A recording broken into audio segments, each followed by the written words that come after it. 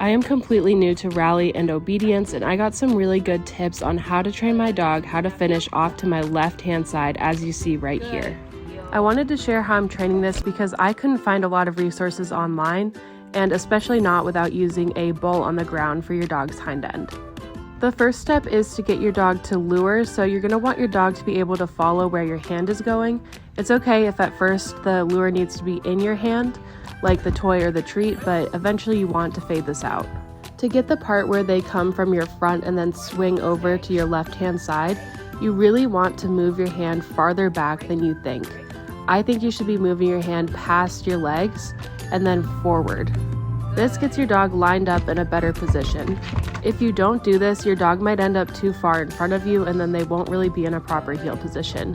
When you train the part where they're sitting in front of you, you really want to isolate that behavior at first and reward it on its own. Otherwise, your dog will start sitting off to the left.